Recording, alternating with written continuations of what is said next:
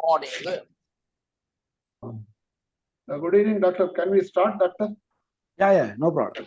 Because I think then. No issues. We'll start. Yeah. No issues. Yeah. Thank you, doctor. So, good evening. And namaste to all of you.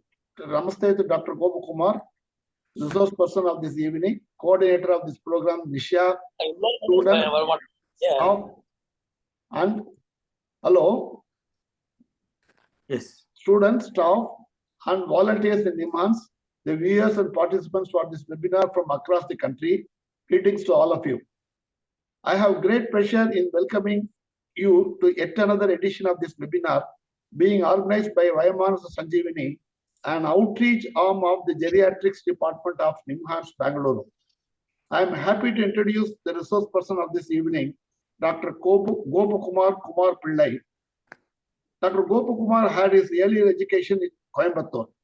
He has earned a master's, an MPhil, a PhD, and a PGDPM and IR in personal management and industrial relations, followed by 4 years of postdoctoral research clinical training in neuropsychology at NIMHANS and 3 years of postdoctoral research clinical neuropsychology work at Foothills Hospital, Department of Neuroscience, Calgary University, Canada.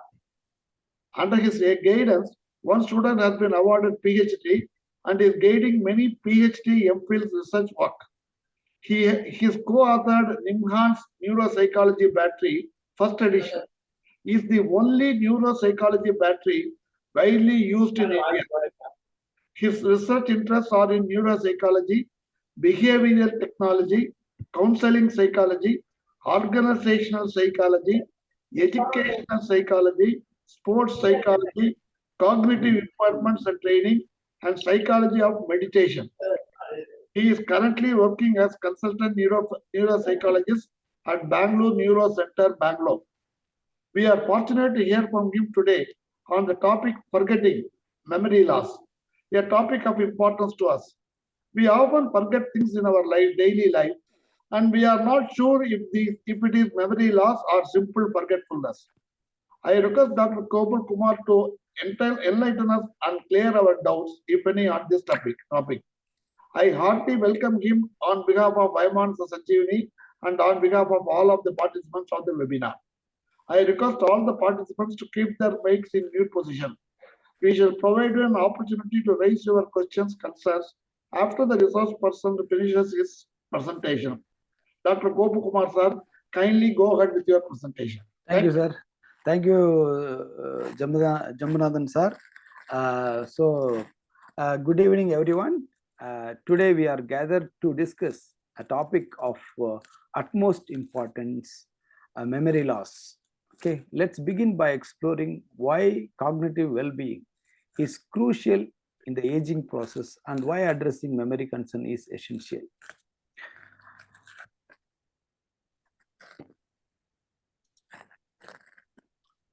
So we have to understand importance of cognitive health in aging.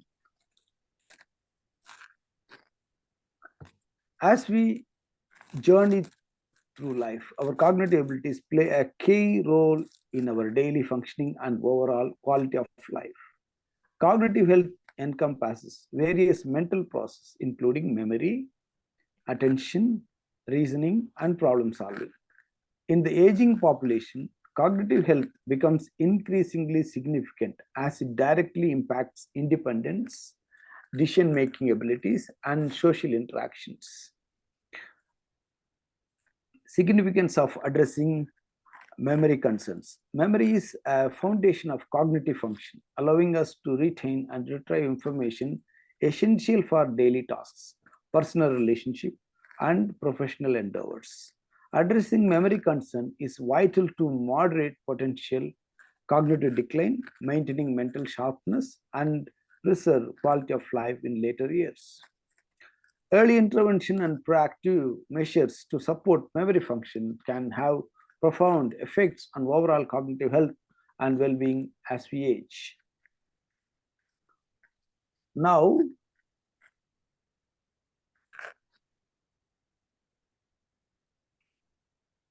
understanding age-related memory changes.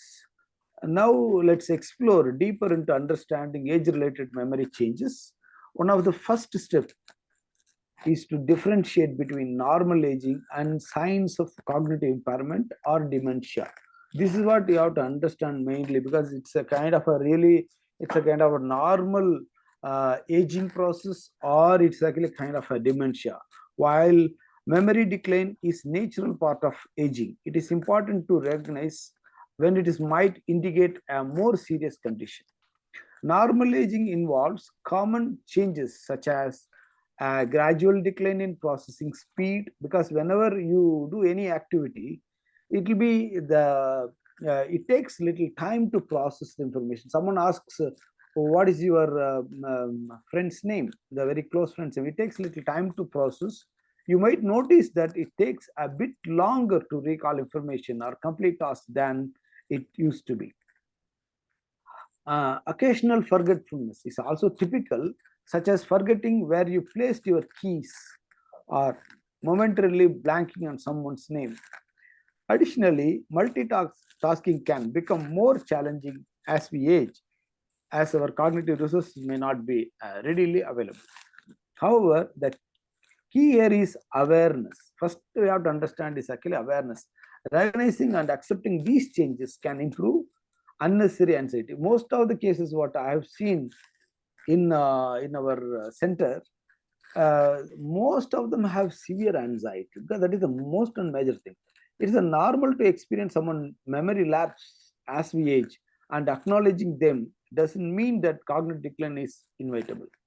Instead, it empowers us to take proactive measures for memory maintenance.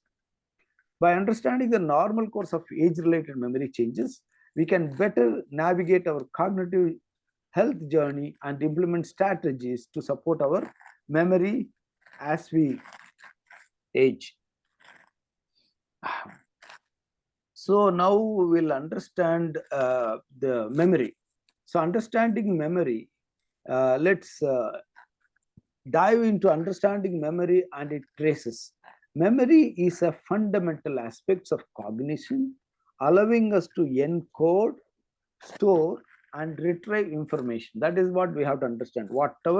Wherever we go, first thing is actually what we do, our attention should be proper. So then only what happens, the first thing will be encoding. So whatever you see in that particular place, or whatever they see, so or they say something, first we encode the information and store it, and whenever you want you can retrieve it. That is the important. There are several types of memory. That is actually short-term memory, long-term memory, episodic memory, and semantic memory. So what is actually short-term memory? This type of memory allows us to temporarily hold and manipulate information. For example, remembering a phone number long enough to dial it. The second one is actually long-term memory. In this aspect, what you have to understand, no, that short-term memory or long-term memory or whatever the memory, in that, because in the short-term and long-term memory, you have actually verbal short-term memory also there, visual short-term memory also there, short-term memory visual, long-term memory visual, short-term memory verbal, and long-term memory verbal also will be there. It's not only the it's not overall. You have to, some people actually very good at remembering names. Some people actually good at remembering faces. So these are all the way you have to understand, differentiate, and the verbal and visual aspects. So the long-term memory involves the storage of information over extended periods. It is like the library of our minds, holding everything from childhood memories to facts we learned yesterday. Episodic memory. Episodic memory refers to the ability to recall specific events and experiences from our lives, such as our first day of school or family vacation, or because sometimes that corona we can't even forget. So these are all actually kind of episodic memories. And semantic memory. Semantic memory encompasses general knowledge and facts. For example, Bangalore is the capital of Karnataka. Or that square has 4 sides, something like that. No, because So when we go to some place, so what is actually name 3 colors in our country. So immediately we say national flag, something like that. So these are all actually semantic memory. So now we will actually understand the memory process. The memory process, already I mentioned that it's actually kind of encoding, storage, and retrieval. So this is the major process. Somewhere the encoding is not happening. So most of the time, this old age, what happens is attention won't be there. So encoding will be missing. So for example, even now, right now, just close your eyes. What is there on your table? Just now, just check it. Close your eyes for a few seconds and remember, you may actually miss 2-3 items. So that means encoding is not happening properly. Then storage nothing won't be there. Then very difficult to retrieve things when we ask some questions. That's what the encoding is, the process of acquiring and processing information into memory. Storage, the retention of encoded information over time. The retrieval, actually the ability to access and bring forth stored information when needed. So then memory changes with age. That is also very important, because that's what I was mentioning about the age, normal age, because as age grows, automatically the brain shrinks generally. So the blood supply or oxygen supply to the brain may be affected generally. So then automatically the memory, the brain areas actually may be affected. Because of that, cognitive changes, the memory changes will happen. So as we age, certain aspects of memory may decline, such as the speed of processing and episodic memory recall. However, other types of memory, such as semantic memory and procedural memory, tend to remain relatively stable or may even improve with age. Because something actually may improve, because if it is actually it's not a clinical aspects of memory. So sometimes related to depression or anxiety or some other issues, the memory mental block, that is not a memory issue, that is a kind of a mental block that is related to anxiety, that will improve later part. But if there is a problem in the brain circuits, and that actually won't improve. So what are the memory assessments we have? This is actually for everyone, this is very, very important. I will share you the details also. So each and every assessment I mentioned here, I will show you how, a very simple manner. It takes hardly 5 to 10 minutes to assess yourself. Every time you can actually check how is your cognitive scores. If it is actually less, you can definitely meet a neurologist, a neuropsychiatrist, and neuropsychologists like me. Then definitely we can actually help. So for example, the memory assessments play a crucial role in understanding and monitoring cognitive function, especially in the context of aging. Let's explore some common memory assessments. So this is the worldwide, we use this mini mental status examination. This mini mental status examination, it actually evaluates various cognitive functions, including memory, orientation, attention, and language. So for example, the orientation is very simple. So where are you? What are you doing? What is today's date? Our country name, state name. So these are all the very basic things. Okay.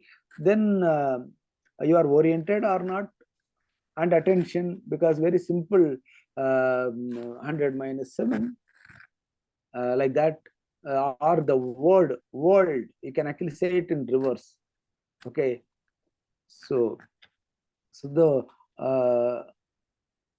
word, because there are 5-letter word, how we are actually going to say in reverse order, DLROW, like that, because that is, we just simply check your attention. And language, we say 3-step commands: take this paper and fold it and give it to me, or throw it. So whether you follow 3 steps, the language is, you are understanding the language or not. These are all the basic things will be there in the assessment in MMSC. And the Montreal Cognitive Assessment also there, that is called MOCA. It is actually similar to MMSC only, but it is actually little detail, and more cognitive details will be there. And it is very, very sensitive for mild cognitive impairment. Okay, yes, age increases, automatically mild cognitive impairment will be there. Then the other one, actually wonderful, fantastic test is actually clock drawing test. Very, very simple test. we ask the patient to draw me a clock which says 1:45, put the hands and numbers. That's all, very simple. So they can't even put the numbers properly, and they can't even put the needle properly showing 1:45. So this is a very, very simple task to understand their executive functions. And the other one actually trial making test. The trial making test actually to assess the cognitive flexibility, visual attention, and executive functions.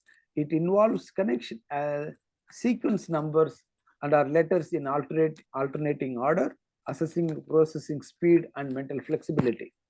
And the other important test is actually digit symbol substitution test. This test evaluates processing speed, that is called mental speed activity, attention, and working memory, because that's what I was telling now. Because when you keep your key somewhere and you forget immediately, then that is actually a working memory. Okay. So this working memory, by requiring individuals to match symbols to numbers with a specific time limit, it is very sensitive to cognitive decline and impairment. The other one again, generally what we say, there are many memory questionnaires are there. There are self-reported measures gauge an individual's perception of their memory abilities and any concern they may have. While subjective, they can provide valuable insight into everyday functioning. And other than, so when we do the mini mental status examination, then followed by we do detailed neuropsychological assessment, which I mentioned. So this is a comprehensive assessment, evaluate memory and other cognitive functions in detail. They are often used in diagnose specific memory disorders and guide treatment planning, because that mini mental status is just a screening tool, just a screening to understand out of 30, the patient actually scores 26. We call the patient is actually very normal, or sometimes according to Indian population 24 also sometimes okay. If they actually score less than 24, we say that the patient is actually, that screening level actually mild to moderate level impairment, moderate to severe level impairment, or dementia. We conclude. And if the patient score is actually more than 20 plus and all, we have to do detailed neuropsychological assessment to understand the memory, detailed manner in visual memory, verbal memory, short-term memory, long-term memory, all those things we will do detailed manner. So then see, these are all the tests I was mentioning. Many mental state examination you have seen, no? So you can see, this is the how many marks, 30 marks are there. So these are all the things will be there. The other side you can see what is that MOCA test. So it is actually connecting alphabet and numbers and drawing the square and naming animals and memory aspects, attention, language, abstraction, delayed recall, orientation, all those things will be there. The right corner, what you are seeing actually clock drawing test. It's actually, we ask the patient to draw me a clock. Okay. Yes. And the trial making test, because the patient is just to connect numbers 1 to 25 as fast as he can. That's all. Very simple task in the left side. And the right side, what you are seeing is actually divided, because you have actually multitasking here. Actually 1A, 2B, you have to connect like that. It's not like general. The first one actually general, 1 to 25 just connecting. The second one actually you are actually a little difficult way. It's a 1A, 2B, 3C, like that. It goes like that.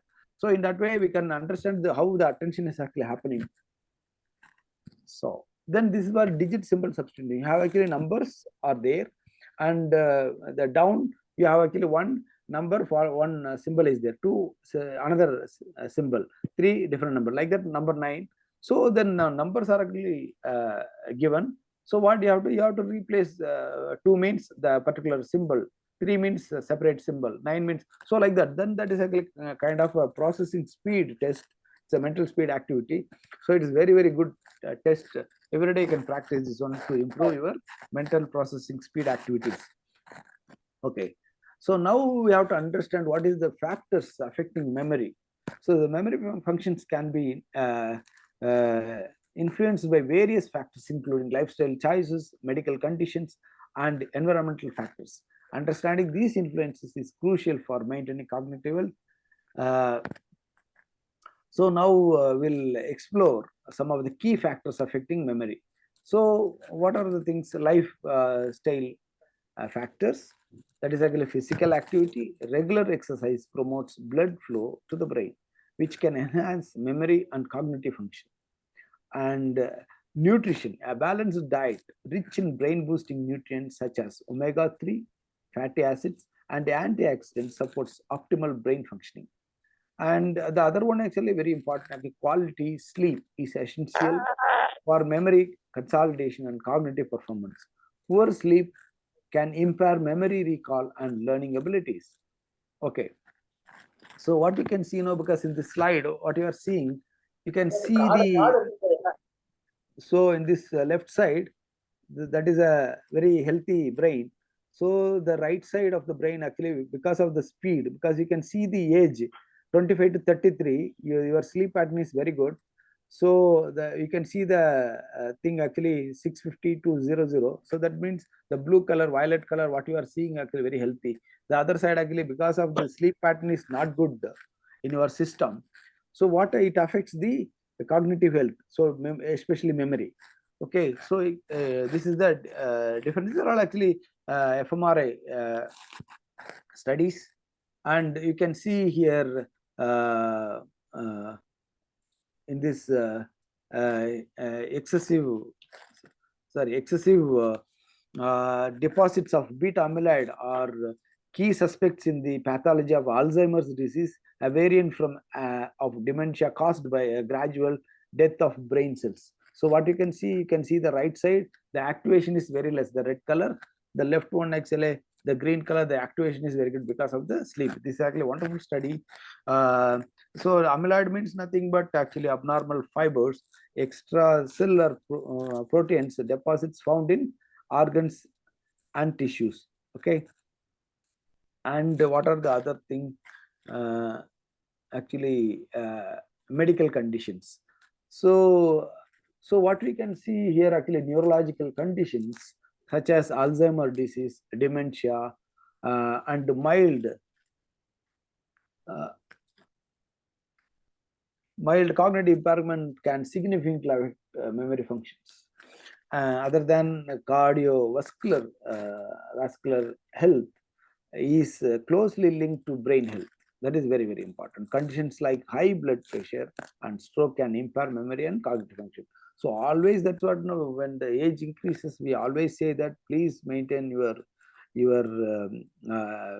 checking your heart, that hypertension, your blood sugar levels. You have to maintain healthy manner.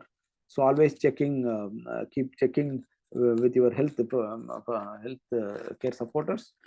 And apart from that, medications. Some medications, particularly those with cognitive side effects, can impact memory functions. It is important to be aware of potential medication interactions and discuss any concern with healthcare providers.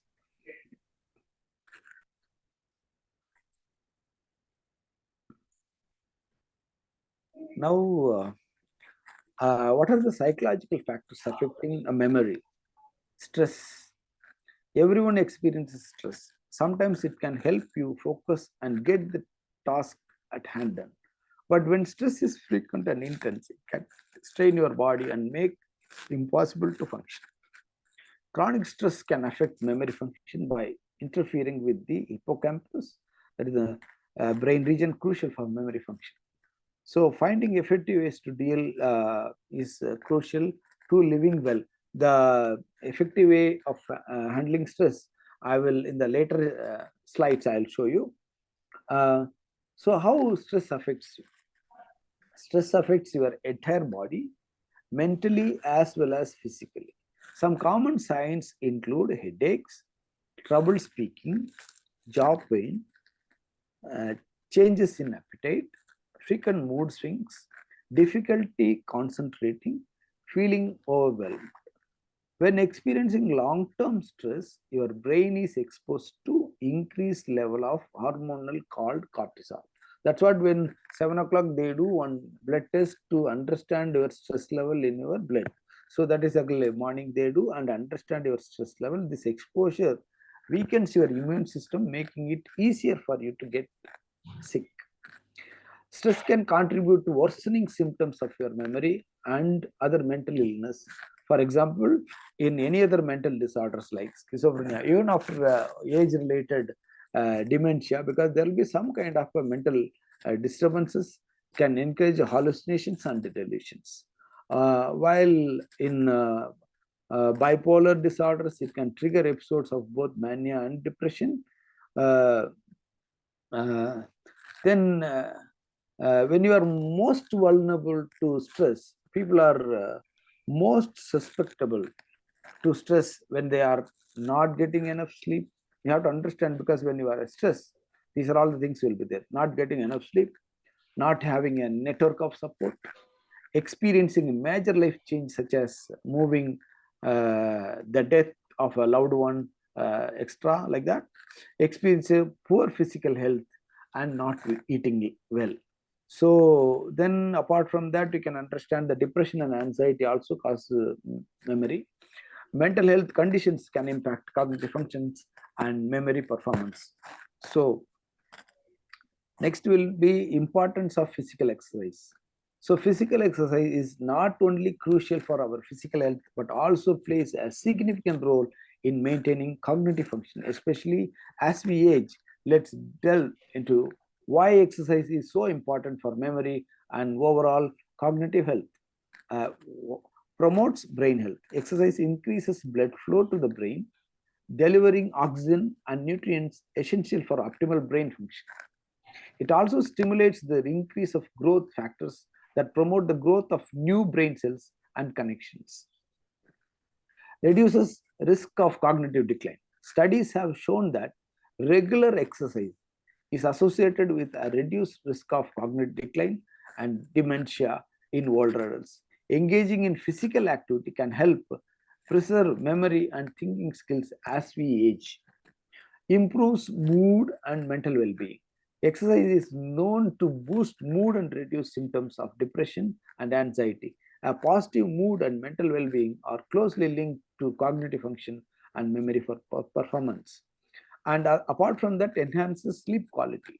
Regular exercise can improve sleep quality, which is essential for memory consolidation and overall cognitive function. Adequate sleep allows the brain to process and store new information effectively. Okay, the good news is that you don't need to engage in intense workout to reap the cognitive benefits of exercise. Even moderate physical exercise, such as walking, swimming, or gardening, can have a positive impact on cognitive health. So now I'll show you a few slides. That is, Dr. I was actually, Mr. Jammunathan, I was actually discussing about, I will send you some material, because here you can actually see the brain boosting exercises. So what you can see now, what brain boosting, the brain gym exercises you can see, because there are actually 12 exercises I actually collected from different resources, and I put it in 12 exercise for aged group. So in this, actually, because the first activity actually walk on straight line without looking down, so around 200 steps like that. The second one, third one, and fourth one, because the what you have to understand here is actually you are connecting left and right combination, because right hand up means left leg up, because you have to fold left leg and right hand lift. So that means you are actually connecting left and right combination, because automatically there will be some kind of changes in the brain, and you can see most of the activities like left and right. You can see the pictures. And apart from that, you can actually rotating your eyes, because don't move your head, just rotate your eyes clockwise and anti-clockwise. And the chair other technique also there. And then deep breathing, that is actually abdominal breathing. So that is a wonderful blood flow, because the studies actually found that abdominal breathing actually increases blood flow to the body from head to toe. So it will be, then after that, when you do something, it will be very nice. So then I'll send you this material to Dr. Jammunathan. Jammunathan can actually send it to everyone. That is fine. So now what else we have to understand? We have to understand the brain boosting nutrient. Just as our bodies require proper nutrition to function optimally, our brains also benefit from a healthy diet. Let's explore how brain boosting nutrients can support cognitive health. So one is actually omega-3 fatty acids found in fatty fish like salmon, trout, and sardines. Omega-3 fatty acids are essential for brain health, because those who are actually vegetarians, because we may be thinking, what about vegetarians? Because vegetarians, you can actually see it in paneer, cheese, and any dairy products. They play a crucial role in building and maintaining the structure of the brain cells and may help reduce the risk of age-related cognitive decline. Antioxidants. Antioxidants found in fruits, vegetables, nuts, and seeds help protect the brain from oxidative stress and inflammation. Foods enriched in antioxidants include, you can actually eat all berries, like strawberry, blueberry, gooseberry, blackberry. Any berry is actually good for brain. Then leafy greens and dark chocolate also, it actually increases antioxidants. And the study says actually whole grains also good. Whole grains such as oats, brown rice, provide us a steady and supply of energy to the brain. They also contain nutrients like vitamin E, which has been linked to better cognitive function. Then healthy facts. Incorporate healthy facts such as those found in olive oil, avocados, and nuts into your diet can support brain health. These facts help maintain the integrity of cell membrane and support communication between brain cells. In addition to these specific nutrients, adopting balanced, varied diet that includes plenty of fruits, vegetables, lean proteins, and whole grains is essential for overall brain health. So what they say in this one plate meal, then 50% of the plate, with leafy and green and fruits, and a quarter will be little rice, and the other quarter will be your dal or whatever it may be. So that is the best way to maintain healthy diet.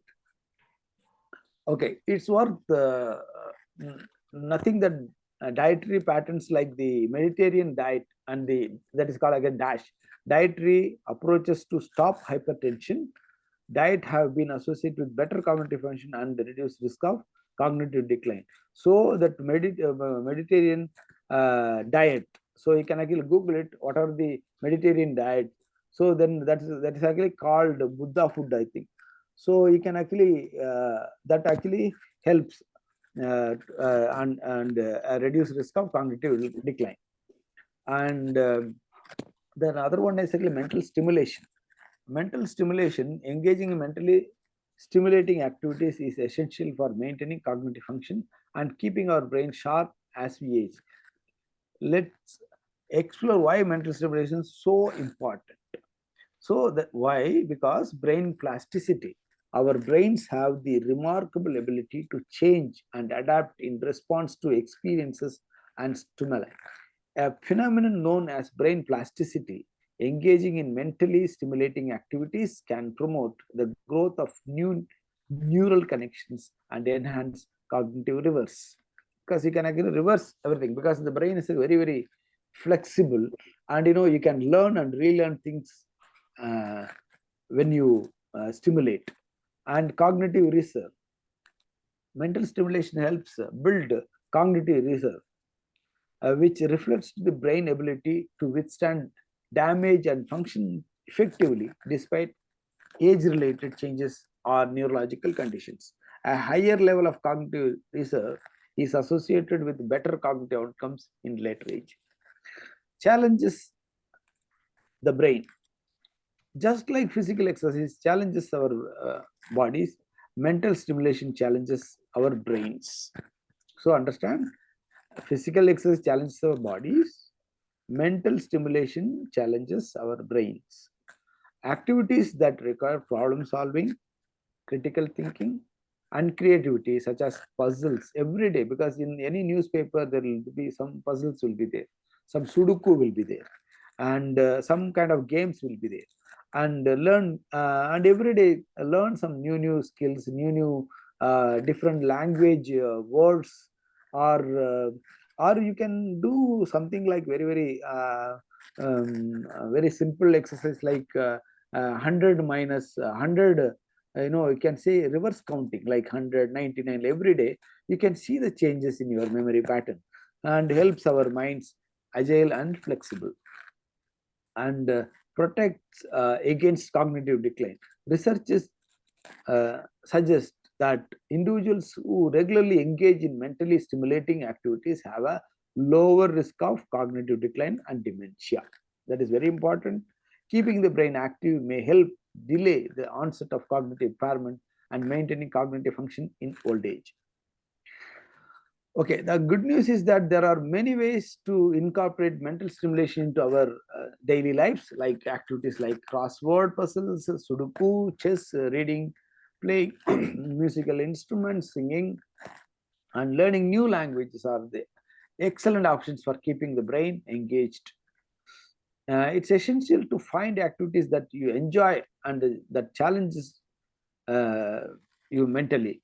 The key is to engage these activities regularly to reap the cognitive benefits over the long term. Okay, then the very important thing is actually social engagement. That is what in the old age very difficult to connect with people. So very important. The social engagement refers to participating in activities and maintaining relationship with others, and it plays a crucial role in maintaining cognitive health, especially as we age. Let's explore stimulates the brain. Interacting with others stimulates various regions of the brain involved in social cognition, empathy, and communication. Engaging in conversations, sharing experiences, and participating in group activities provide mental stimulation that can help keep the brain sharp and reduces risk of isolation and depression. That is also when you connect your friends and relatives, the social isolation and loneliness have been linked to an increased risk of cognitive decline, depression, and other mental health issues.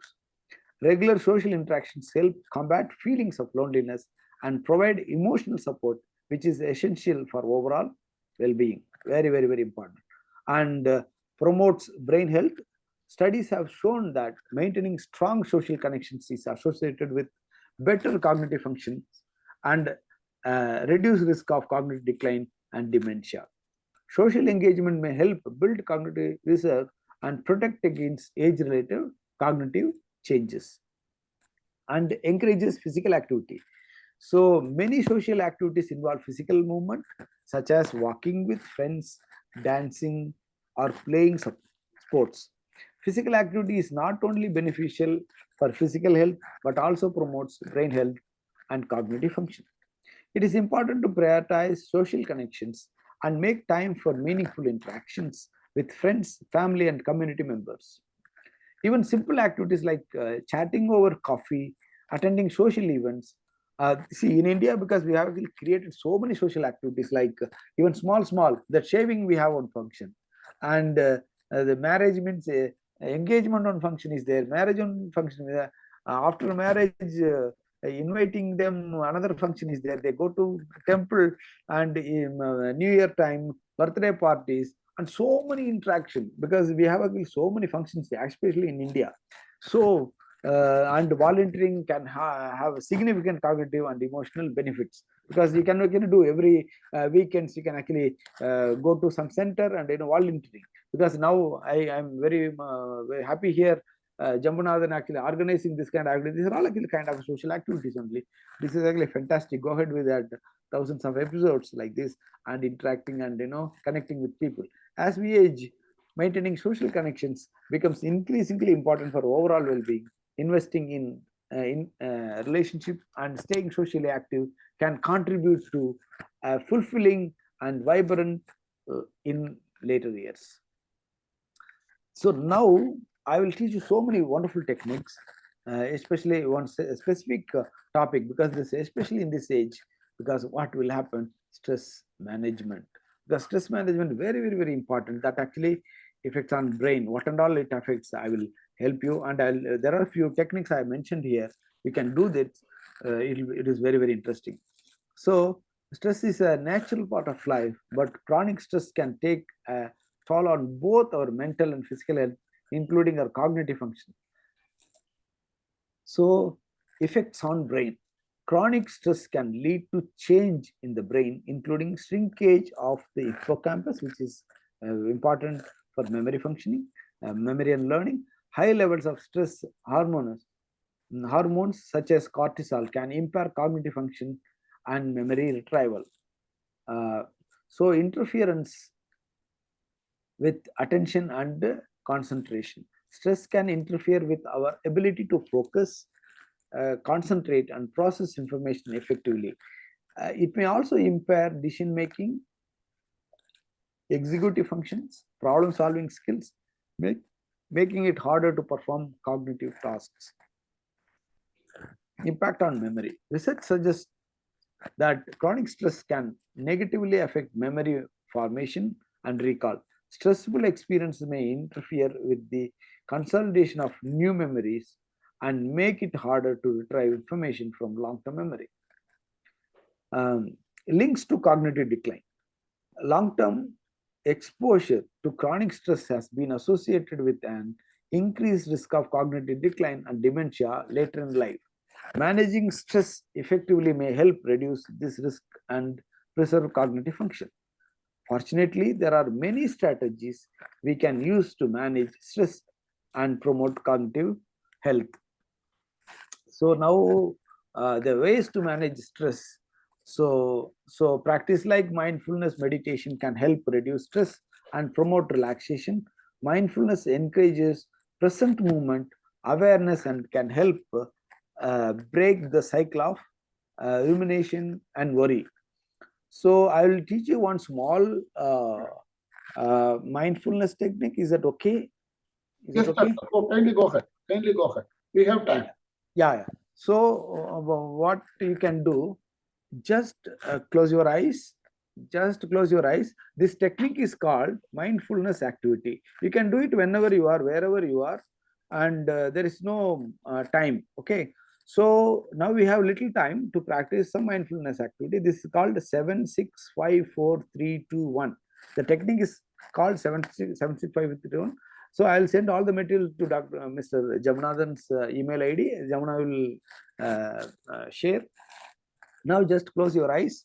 Now take a long deep breath 7 times. It's a very normal pace. Don't do speed breathing or slow breathing. Very normal breathing 7 times.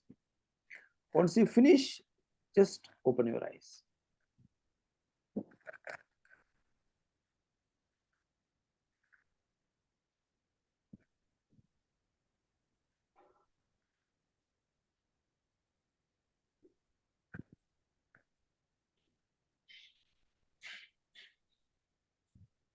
Seven times over, and gently, slowly open your eyes.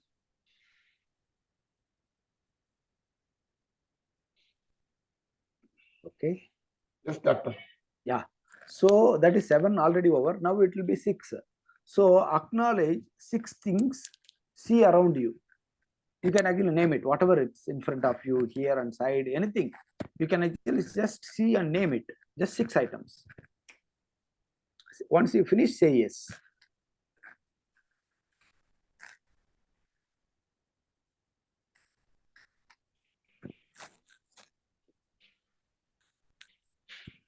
Okay. Yes, doctor. Good. Next will be 5. 5 items, just touch and feel, whatever it may be around you. Just touch and feel. You can actually, one may be soft, one may be cold, cool, one may be actually hot, warm, or something like rough, anything. You can actually touch your shirt or your hair, your body, nearby your mobile, or whatever it may be. 5 things, touch and feel. 5. Once you finish, say yes.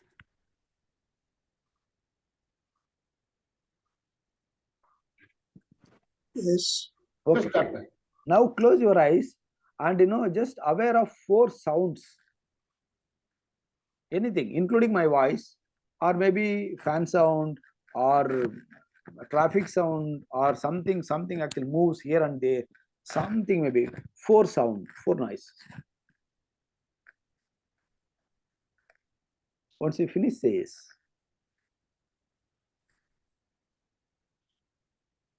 Yes, doctor. Okay.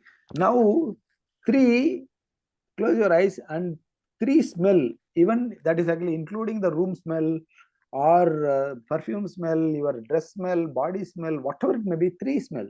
Just acknowledge 3 smell. After that, just tell me over.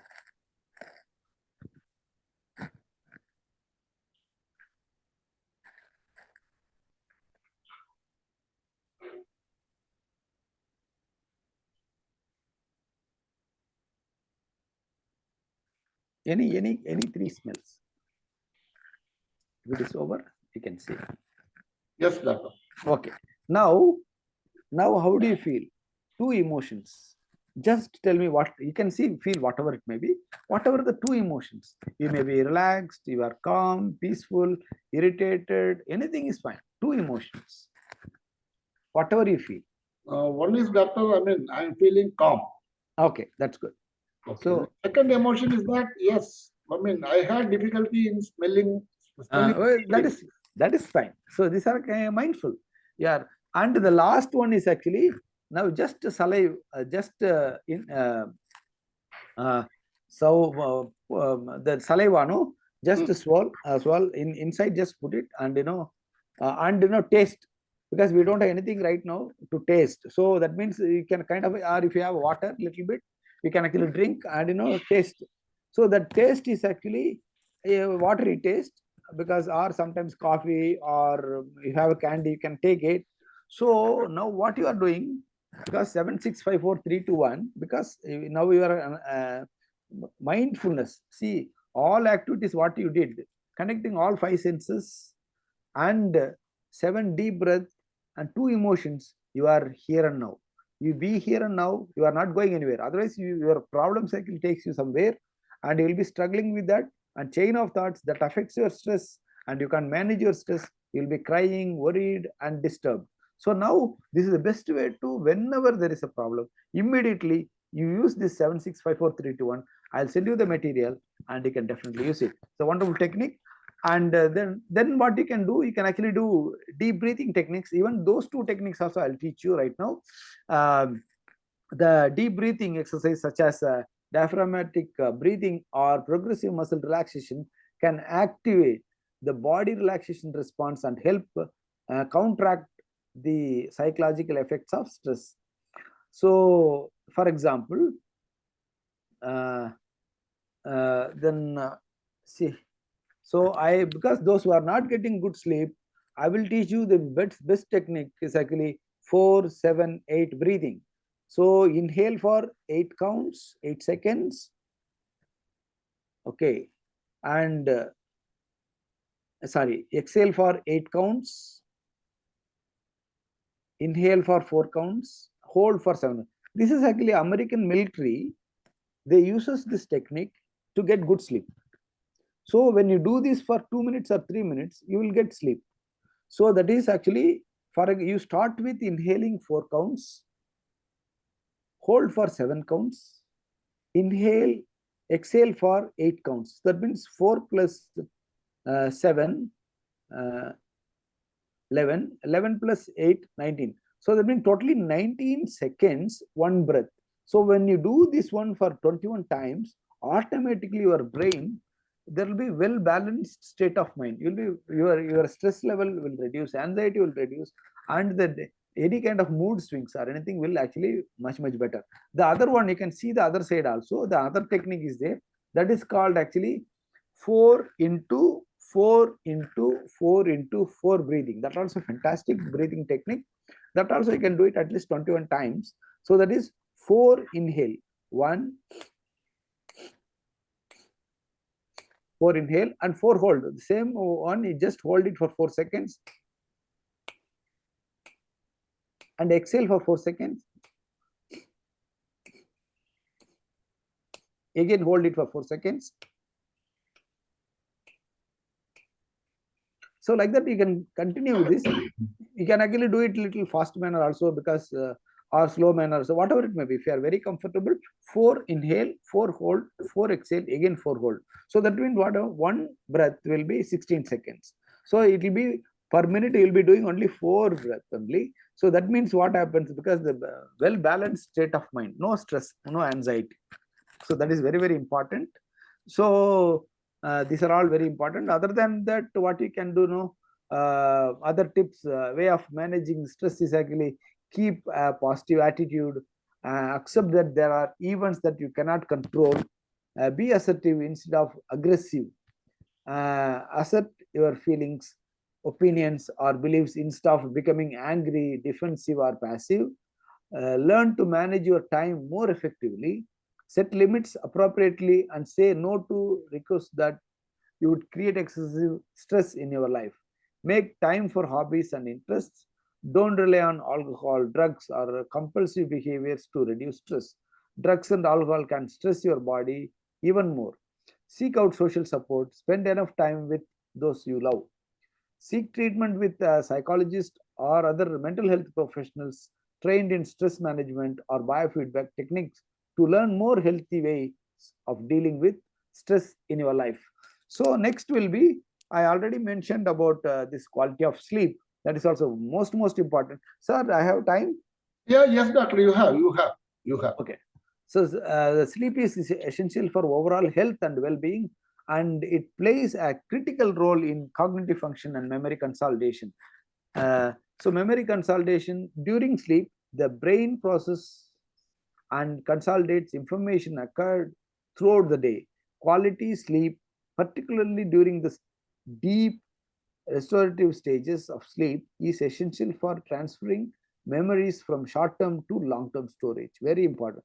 Why there is a short-term memory loss? That's what, no, because I remember old things, not short-term, because of the not adequate good sleep.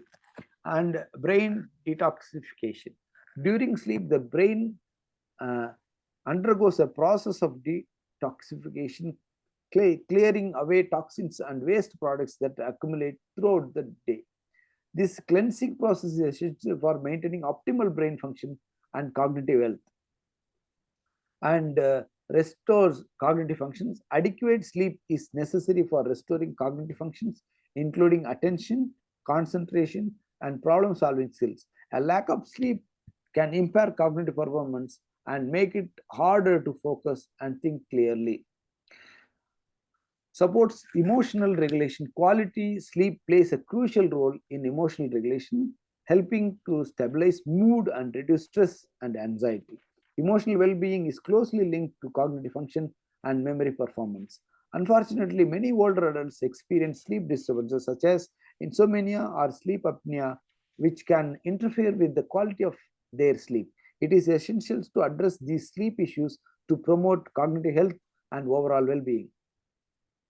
And so what are the effective ways? Establish a consistent sleep schedule. Go to bed and wake up at the same time every day, even on weekends, to regulate your body internal clock. That is very important. Create a relaxing bedtime routine. Engage in relaxing activities before bedtime, such as reading, talking with taking a warm bath, or practicing relaxation, or any breathing techniques. That 874 actually works for you. Optimize your sleep environment. Make sure your bedroom is conducive to sleep by keeping it cool, dark, and quiet. Invest in a comfortable mattress and pillows. By prioritizing quality sleep and adopting healthy sleep habits, we can support cognitive function, enhance memory consolidation, and improve overall well-being. Okay, next we will actually discuss about regular health checkups. That is also very, very important. Regular health checkups are essential for monitoring and maintaining overall health, including cognitive function. So early detection of medical conditions. Regular health checkups allows us healthcare providers to monitor for any signs or symptoms of medical condition that can affect cognitive function, such as hypertension, diabetes, or thyroid disorders. Very, very important. And apart from that, you have to keep checking vitamin B12 and vitamin D. Early detection and treatment of these conditions can help prevent, minimize their impact of cognitive health. And I told you, I already mentioned that assessment of cognitive function, where the MMSC healthcare providers can conduct screenings or assessments to evaluate cognitive functions during routine checkups. Okay, these assessments may help detect early signs of cognitive decline or dementia, allowing for timely intervention and management. And medication review. During health checkups, healthcare providers can review medications to ensure they are appropriate and safe, particularly in older adults who may taking multiple medications. Some medications can have side effects that affect cognitive function, so it is essential to monitor and adjust treatment as needed. And apart from that, health promotion and education also very important. Regular health checkups provide an opportunity for health care providers to offer health promotion and education tailored to individual needs. Providers can offer guidance on lifestyle factors that support cognitive health, such as diet, exercise, sleep, and stress management. Okay, then it is important to prioritize regular health checkups and maintain open communication with healthcare providers about any concern related to cognitive health. These checkups are an essential part of proactive healthcare, can help identify and address potential issues before they become more significant problems. Then another one is actually medication management. Proper medication management is essential for maintaining cognitive health, especially for older adults who may be taking multiple medications. Then what is the potential side effects? Some medications can have side effects that affect cognitive function, such as confusion, memory problems, or dizziness. It is essential to be aware of these potential effects and discuss any concern with healthcare providers. And polypharmacy. Polypharmacy or the use of multiple medications is common among older adults and can increase the risk of medication interactions and adverse effects. Healthcare providers can help streamline medication regimens and minimize the risk of cognitive impairment. And regular review also very important. Healthcare providers. Once again, this polypharmacy means that, I mean, taking Ayurvedic treatment simultaneously. Yes. But different medication, you will be taking 10 medicine a day. Yes. Some from I mean Ayurvedic medicine, some allopathic medicine, some the homeopathic medicine, something like that. No, sir, not like that. Because only one person, because the same patient will be taking hypertension medication and stress-related medication, sleep medication, or something fits, or any other cognitive enhancement, some vitamin tablets. The one person may be not like even anything, multiple medications for different problems. You will have 2-3 problems. You'll be taking multiple medications. So Thank you. So the regular healthcare providers should conduct regular reviews of medications to ensure they are appropriate and necessary. So that means we can understand side effects also. And communication is very important. You have to communicate, because if you have side effects, you have to communicate properly, because then they will help you. The healthcare providers is essential for medication management. Patient should inform their providers about all medications they are taking, including over-the-counter and herbal supplements, to avoid potential interactions. Because sometimes what happens, because this medicine and that medicine, some kind of side effects or some interaction effect will be there. By actively maintaining medication and working closely with healthcare providers, we can minimize the risk of medication-related cognitive impairment and support cognitive health as we age.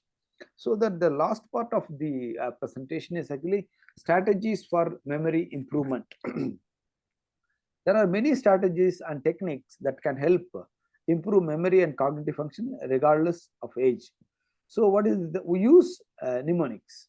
Mnemonics device such as acronyms or visual imagery can help encode and retrieve information more effectively. For example, ROYGBIV. That is actually Rajiview. So this means you have to, how to memorize. R means red, O means orange, Y means yellow, G means green, B means blue, I means indigo, and V means violet. So that means you memorized, because you have only ROYGBIV. That all you have to remember that one, and you can actually understand what. So like that, you can actually create your own acronyms and visual imagery to memorize things. That is actually wonderful practice, especially for older groups. And practice visualization, because wherever, suppose for example, whatever it may be, you do visual, because this is what going to happen. I'm going to go to temple or here or maybe. So I went there, I bought this thing, I bought 3 products, I paid 15 rupees, and these are all things I got it, and these are all visualize. When you go out and come back, till then just visualize. So that actually visualizing information or creating mental images can make it easier to remember. Very, very important. And chunking, breaking information into small things. Okay, more manageable chunks can make it easier to process and remember. Small, not because anything you because if you not remembering somebody's name, Raj Gopal, like that, no, because you can split into, or any other information, any other thing, anybody's name or anything, breaking information, and any small story also, because Asha Kumari of South Karnataka went to a police station, something like that, because you are actually, your encoding will be fantastic in that when you are breaking small. Okay, and repeat and review. Reviewing information multiple times and spaced repetition can strengthen memory recall. And stay organized. Keeping a calendar, to-do lists, or using digital reminders can help you stay organized and remember important tasks or appointments. By incorporating these memory enhancing strategies in nowadays, because there are many apps are actually available right now, because PEAK, there is one wonderful app, free app. You can actually note a PEAK. So you can go there. There are many activities are there, especially working memory aspects, the attention activities, motor activities. These are all the activities are actually there, that peak, and there are many. It's freely available. You can download and practice every day, and there will be timing also. Automatically, once you do the task, because they say this much time you have to take. If not, the automatically stops. You can actually day by day you can improve your performance, and for motor also there are many activities are there. And finally, we have to understand, because you have to connect with some kind of you need actually some resources and support. There are many resources and support network available for older adults seeking assistance with memory concerns or cognitive health. So that is actually local support group. We can, because already you have actually wonderful that age related groups actually meeting every Monday. You have some or other presentation. So connecting people, meeting somewhere, going out, discussing about the same kind of issues, and that actually enhances. That is called support group. Then educational programs. Many community organizations offer educational programs and workshops on memory improvement and cognitive health. And there are numerous online resources, including websites, forums, and apps that offer information support for cognitive health. And healthcare providers, don't hesitate to reach out to your healthcare providers for guidance and support regarding memory concerns. They can offer personalized advice and recommendations based on your individual needs. Remember, you are not alone in your journey to maintain cognitive health. There are many resources and support networks available to help you along the way. So now I'm going to conclude. In conclusion, maintaining cognitive health is essential for overall well-being, especially as we age. By incorporating lifestyle factors such as physical exercise, brain-boosting nutrition, mental stimulation, social engagement, stress management, medication management, and memory improvement strategies into our daily lives, we can support cognitive function and preserve memory as we age.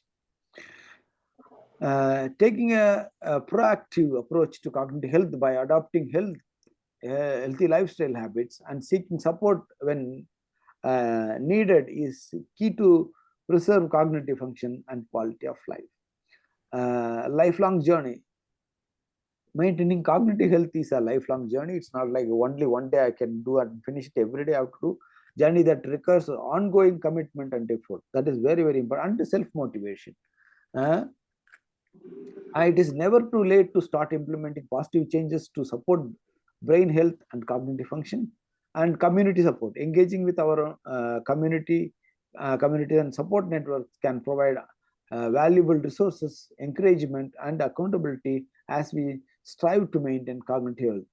Empowerment. By prioritizing cognitive health and taking steps to support brain function, we can empower ourselves to lead fulfilling and vibrant lives as we age.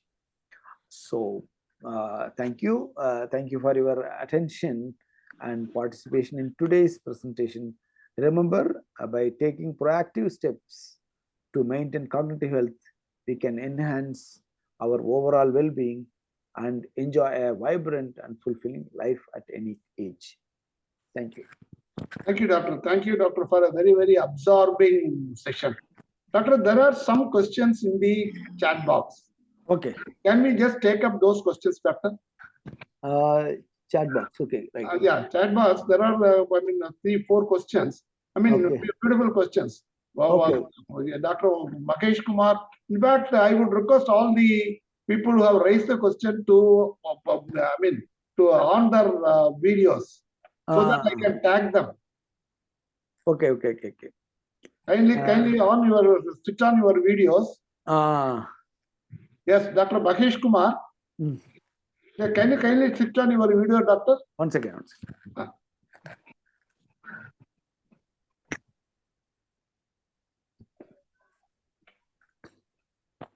Kindly switch on. 1 second, sir.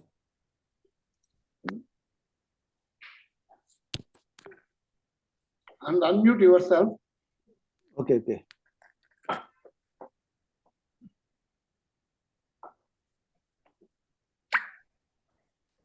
I'm adding you to the pin. Yes. Okay. I think, shall I raise your question, Doctor? Yeah, please. See, Doctor, he has raised this question. What do you mean by fluid intelligence test? How to test it? Fluid intelligence test. Okay. And how to evaluate abstract thinking. Okay. These are all the two questions raised by him, Doctor. Okay, that is actually it's a very old concept. It's actually in even 1960 or 63 and all. These are all the things that are there. It's actually kind of based on some psychometrically, some kind of theory based one. So it's not a kind of so that is actually general intelligence actually divided by into that is called actually intelligence is the ability to solve novel reasoning problems and is correlated with number of important skills such as comprehension, problem solving, and learning. It is related to that. So maybe what we can do, we can actually do some kind of neuro behavioral activities, which is actually connected with performance activity, because any intelligence activity is performance. It's not like generally because you are asking who is our president of India or prime minister of India or whatever, because that is not, it's actually kind of a performance, because you are performing, because you will get actually score, kind of a little mathematics kind of problem solving kind of activities will be there. So what we can do, because for neuropsychological assessment, we can actually do one detailed neuropsychological assessment, which is actually gives a very detailed we can actually understand their comprehension of the patient. Is there any problem solving skill actually affected in that particular patient, and is there any learning is affected? These are all actually kind of a concept of actually fluid intelligence. Okay. How much does this neuropsychological testing cost, Doctor? So neuropsychological attack varies different level, because I think in NIMHANS only I think 3,500 or something it costs, but in outside and all it is actually 8,000 9,000 they charge, because when I was in Canada they used to charge $1,000, sir. One full detailed assessment takes around 4.5 hours. My God. Oh, Yeah, very yeah, expensive. because but it varies from 4,000 to around 8,000 according to the hospital, and yeah, because Apollo means different cost will be like that, no? But minimum we can actually think in your mind minimum 4,000 it costs, sir. Minimum. But you Bangalore Neuro Center, you are doing it, Doctor, isn't it? Yes, yes, sir. Yes, sir. How much? They charge, any idea, Doctor? I think they charge 4,500. I think. 4,500. Okay, Yes, Doctor. sir. I understand. I understand. Yes, sir. But what is the stage at which a person has to take this neuro test, Doctor?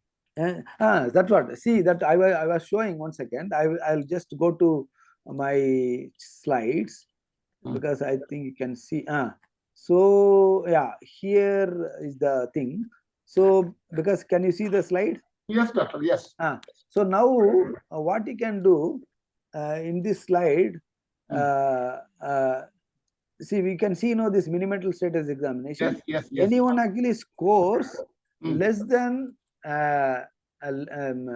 see, any level you can do neuropsychological, there is no problem, because that is a just performance test to understand your cognitive functions on different level, your comprehension, your attention, your motor speed, verbal memory, visual memory, spatial ability, focused attention, divided attention, sustained attention, so comprehension, so many things are there in that. So when we understand, because your score is actually adequate, or adequate means you don't think that you should not do. Then once, because your age is actually above 60 plus, and the score is actually just up to the mark, or you are actually missing 1 mark or 1 or 2 marks. Now 26 is the normal. So sometimes you score 24 or 23, 22. So that is the caution, because we got it, because the screening itself you failed, or it's kind of a borderline.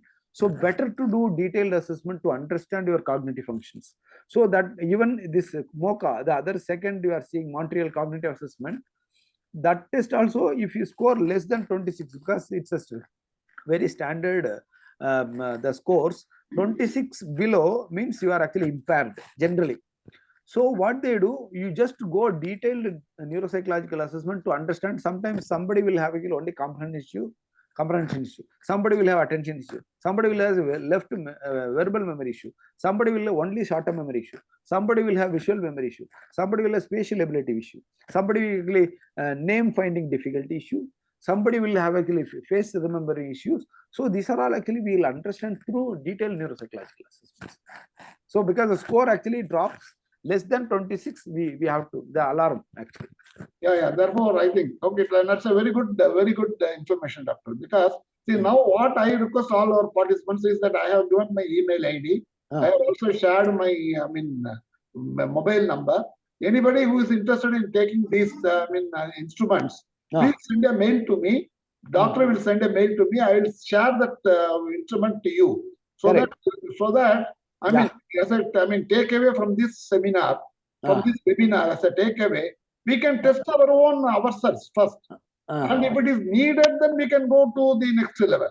Correct. Yes, until such time. Yes, sir. So that will be useful, Doctor. Thank you, Doctor. Correct. Thank you so much, sir. Thank you so much. So other questions you can sir, I want to ask one question. Please, go ahead. Yeah, that mindful meditation that doctor was mentioning, I didn't get that. One was 7 deep breath. And what the 6th one that we have to see? 6th one actually acknowledge 6 things. 6 different things that you have to. 6 things, acknowledge 6 things around you. 6 things are seeing 6 things. Yeah, correct. Seeing and remembering those 6 things. What are the 6 things you have seen? Yeah. Then 5 will be touching and feeling. Touching and feeling. 5 objects. And 4 will be sound. 4 sound. Just then 3 will be smell. And 2 emotions and one taste. Yeah, that is a mindful meditation. Mindfulness activity. Yeah, that is called nothing but grounding technique, because when there is a lightning or anything, We have actually each and every building, we have actually aerial that actually balances the building. So when we have actually too much stress and mood swings or anything, we don't have anything to, because something actually, all the problems actually attacks our system. So we have to ground our energy. So there's 7 ways to ground your energies, negative energies, and your system will be well balanced. Okay. Thank you, sir. Thank you, thank you. Thank you, Doctor. See, I think we have already overshot the timing. Okay, sir. You will be busy with your evening practice. Thank you, sir. Thank you, Dr. Amin. On behalf, it was a very engaging and excellent session, Doctor. Thank you so much. But, I should share on behalf, because many people have written in the chat box. Yes, Thanking you for an excellent session. So Okay, I should, I thank you on behalf of all of them, on behalf of Vayomanasa Sanjeevani. And Yes, we only look forward to the next session and Yes, the sir. next doctor. So Yes, because sir. this is a continuous education, and Yes, you are sir. so kind to spend your time and the energy and your knowledge and Yes, sir. share it so freely with our people, doctor. Thank you. Thank you, sir. So Thank on you. behalf I hope you all enjoyed with my presentation. Thank you so much. it was very informative, doctor. And our this thing is that on behalf of all of us and on my behalf, I only pray God to shower on you and your family all that are the best in life, doctor. Thank you so much. That is the only blessings that we can think of. Thank you, doctor. Thank you so much. Because Thank you. see, these webinars are all, we don't charge anything, we don't pay anything, we don't see this kind of a thing. I know that, that is why we only pray God to shower on you all that best in life. I'm always there, sir. You can ask anything. I'm there. No issues. Thank you, doctor. God bless you. Thank you. Thank you. It was very much required for us, this Thank you. cognition declining and other things.